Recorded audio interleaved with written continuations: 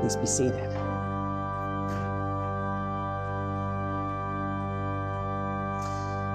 Have you ever done one of the things that they call a high ropes course? Does that ring any bells for anyone? Maybe you were in an organization and they wanted to do a leadership day, and so they take you out into the middle of the wilderness where they have these tall pine trees, where at the very top of the trees, they have hooked together a whole bunch of different challenges. And you're supposed to climb up a great ladder and then go from tree to tree across the challenges and experience what it's like to be confronted by your fear. Has anybody done this before? Raise your hands if you've ever done a high ropes course.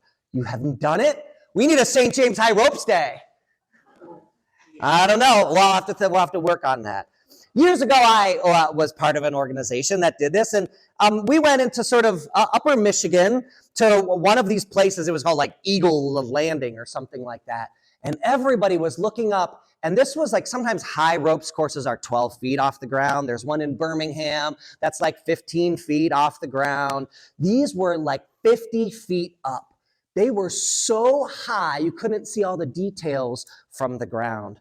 One by one, we got on our harnesses and we got the carabiners with a cable on them, and we climbed up the ladders and hooked ourselves in. And then each of us had to go from tree to tree.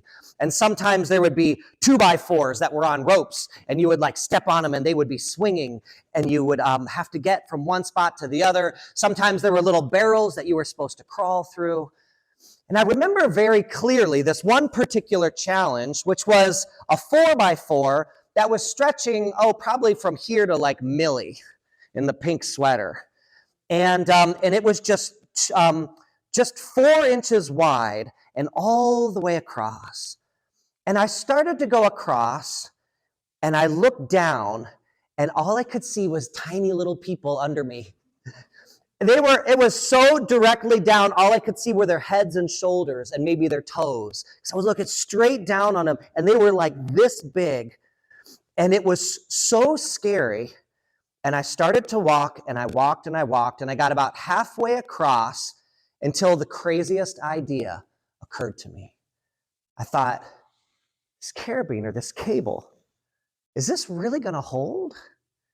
And then I looked and realized that the scariest thing I could do this day would be to just let myself fall. My brain told me that the carabiner's strong. My mind said, they wouldn't give you this cable. Nobody would tell you it was okay if it wasn't okay. And yet everything in me was like, oh, don't do it. Don't do it. But someone once said, I'm not sure who it was, said, the things you most fear are the things you most need to do. And so I looked, and I gathered like every ounce of courage that I had, and I turned a little bit on it, and I started to go, and I stopped. And I caught my breath, and I looked down, closed my eyes, started to go, and I stopped. And then finally, I just realized, got to put myself in the hands of those who've come before me. I've got to trust the ones who've told me this is right, this is true, this is safe. And with all my courage, I just let myself go.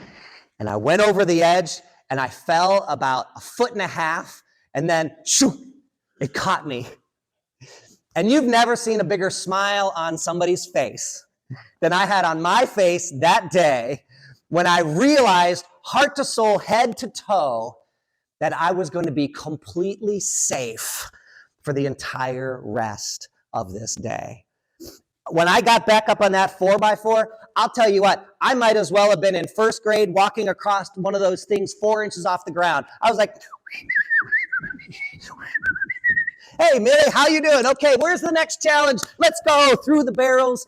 Nothing could stop me that day because I had realized that I was safe from beginning to end and that there was no reason for fear. And when that fully kind of clicked for me, it was like nothing could stand in my way.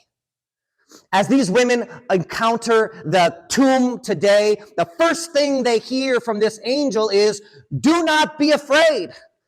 And why? Because they're looking at an angel. That's got to be a terrifying sight. Why are they being told, do not be afraid? Because they are in the presence of immense power. They have come into the presence of the power and the presence and the angel of the Lord. No wonder their hearts would be shaking. Why would they be afraid? Because they've just walked into a tomb where they watched the stone roll away and it is empty, which means that Jesus isn't there. But why else would they be afraid? Because they're being told to go out and to proclaim a message, and they have no idea what it means. They're being told to go out and encourage, and they have no idea what the consequences might be. Well, go to the disciples and tell them that he's risen? Well, what will they say? What will they do? Are they going to throw us out? They already, think they're the only 12 disciples. Although here's Mary and Mary Magdalene doing things even the disciples won't do. These women have no idea how the world is going to think about them. Are people going to think they stole the body? Are people going to think that they're crazy? I'll tell you what, I believe that there is nothing that holds human beings back more than fear. Nothing holds people back more than fear. This angel's first words to them are, do not be afraid, because if they can get over that, they can get over anything. And having heard the message, they began to run back to the disciples. And what does Matthew tell us? They were filled with what? Joy and fear. Sometimes it doesn't work the first time. Sometimes you look over the edge and you take a deep breath and you just can't do it. Even if an angel of God tells you not to be afraid. They were filled with joy and they were filled with fear. And as they were going, they encountered the risen Christ himself. They came and they encountered the one who had conquered death. They encountered the one who had faced the worst that the world could give him and still was standing on his 2 feet. They encountered the one whose perfect faith had conquered sin, had conquered death, had pushed through in courage. Jesus himself with courage, Jesus himself pressing through the fear and had come through on the other side, safe and sound and whole and strong and bright and glorious. And he says to them, greetings. And they say, give me your ankles. I don't want to let go of you. And why? Because they're so afraid. And perhaps a mixture of that sense of joy and fear mixing together in their hearts at the same time. And having said greetings, what is it that Jesus says to them? First words out of his mouth.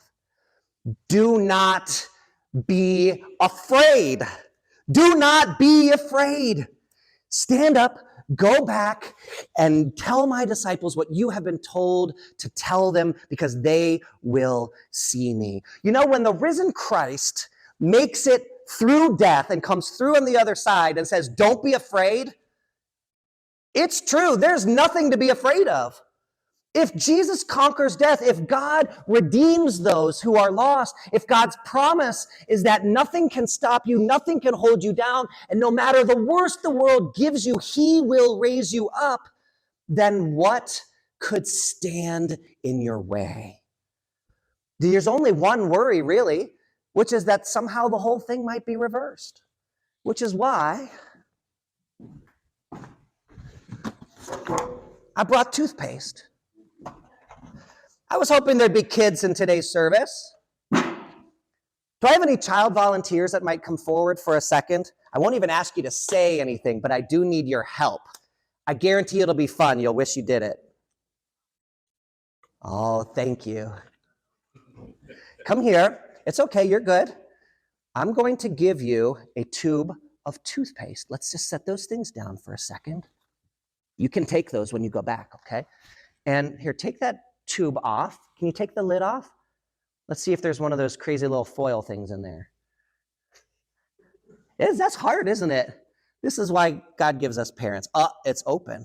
All right, so here, I want you to take that, and I want you, being careful of the carpet, to squeeze it out onto that pan. There it goes, everybody. You see it? Woo! Give her a round of applause. Okay, nice job. All right, now before you go back to your seat, I just need you to do one more thing. Put the toothpaste back in the tube. Can you put it in there? Do you want to try? Go ahead and try. Is there something we can do to get it back in there? Well, there's got to be something here. Get down here. Let's try. Is there how can we do? Should we push it in? Can we suck it in? There's nothing. Are we giving up? Is there no way to get it back in the tube? I don't know. Here, put it on the edge and see if it'll suck back in. Nope. Can we pull it? Guys, I don't think it's going to work. Are we going to give up? Is there no way to put the toothpaste back in the tube? There's not, is there? Once it's out, it's out. Very good. Do you want to squeeze any more? Why don't you squeeze one more time? I'll send you back. All right, there it goes, people. The toothpaste is out of the tube. Give her another round of applause. All right, here, take that back to your seat.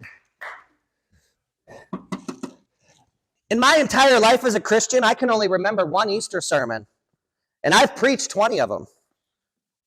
And the only Easter sermon I could ever remember is when I was in Chicago, and the priest up front, it wasn't even a priest, brought some kids up, and they squeezed some toothpaste onto a rock. And then he said, put the toothpaste back in the tube, and nobody could do it. And then he came out and told all of us what I'm about to tell you, which is, my friends, the toothpaste is out of the tube. Jesus Christ is risen. There is no going back. There is nothing that can change this. This is nothing that can undo it. God has made a promise, and it is sure that when we find our end, God will raise us up, which means nothing can stop you, and nothing can hold you back. I'm going to end with a story. It's a story of a bunch of high school kids. Do we have anyone here who might be in high school? Raise your hands. Oh, I thought so. You don't have to come forward, but you'll understand this. A story of a teacher who's standing in the classroom, and as all the kids come into the classroom, they find that their desks have been arrayed in a circle. And in the middle of the circle is a small table with a fish bowl. And the teacher's face is stern, and he tells all the kids, usually a very nice teacher, tells all the kids, come and sit in your seats and don't say a word. And then he says to them, you are to sit in your seats and not move. And if anybody moves or anybody says a word, you will fail this class. I will give you an E. Is it clear? And everyone said, yes, it's clear. And then he walked to the middle of the room, put his hand in the fish bowl, pulled out the fish, put it on the table, said, I am not kidding. If anybody says a word, anybody moves, you fail.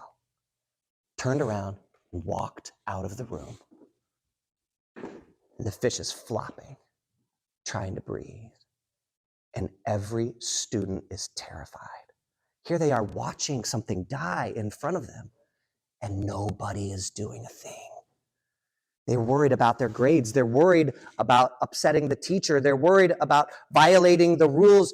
Everybody is frozen for minutes on end until finally one student stands up and says, I don't even care. And walks to the middle, takes the fish, puts it back in the bowl. And at that very instant, the teacher came in and he looked at all the students, including that one. You know what he said? Look at what the world has done to you. Look at what the world has done to you. The only thing that can stop us is fear. The only thing that can hold us back is fear. And in the midst of everything that would come against us, there is Jesus Christ saying, do not be afraid. There is the angel of God saying, do not be afraid. There is the empty tomb saying, do not be afraid. My friends, the cable will hold you, I promise. And the message is true. And you can't put the toothpaste back in the tube. Stand with courage and live your life as an alleluia in testimony to the risen Christ, who has filled us with the confidence that conquers all fear and has called us into newness of life, not only on the other side, but today. Amen. Amen. We stand together for our prayers.